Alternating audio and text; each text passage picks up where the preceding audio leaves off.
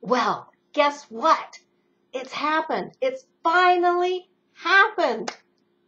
There is scientific evidence. There is a base of knowledge. There is a philosophy called positivity, Propels.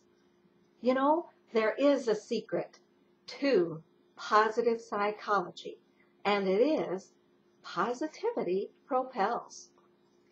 I am so happy to be talking about this subject today because for so long I felt a little bit like a fish out of water.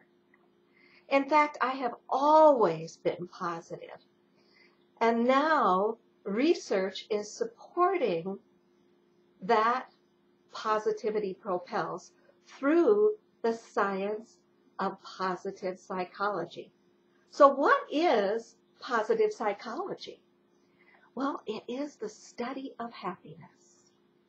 For so many years, psychology was doing a very good work, a work to investigate ways to help people who were dysfunctional, and through that psychology, they found cures for some of our mental illnesses.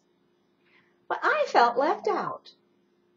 And it was just recently as 20 years ago, that the evolvement of positive psychology became a front runner in that field of science. Positive psychology, in contrast, is a relatively new field that examines how people can become happier and more fulfilled. So I want to share what I have learned about positivity with you today, and in fact, give you a little bit of history about the person who really started this movement. His name is Martin Seligman, and he was involved in many of the organizations of psychology when he introduced the idea of positive psychology. In fact, it was his daughter who, at age 5, looked up at him and said, "You know, Dad, I've been a whiner, and I'm going to stop whining now that I'm 5 years old. How about you figure out a way to not be so grumpy?" Well, not sure if that's how it all started, but now there has been layers upon layers of information that is confirming that positive psychology and happiness can be such a boost for an ordinary person and discover ways to become happier. Now, what's the advantage of being happier? There's a few books you might consider. One is Believe and Achieve. The other is Positivity. And right now, my favorite book is The Happiness Advantage. The Happiness Advantage has been presented in a way that gives us 7 tools to use to expand on our happiness. And it also explains through the research why there is a value to being happier. In this research that is supported now with studies of over 275,000 people, they're discovering that the happiness advantage results in revitalizing mental energy, productivity, and even health. So there's a really good reason to discover more about the happiness advantage and how positivity can propel. Now, in this study that I've been working with, there's a lot of material out there, and there are a lot of tools that can be used to enhance your happiness. Not everyone, though, is born with a sunny disposition. Does that mean you who maybe didn't start out quite as positive as I did, you're left behind altogether?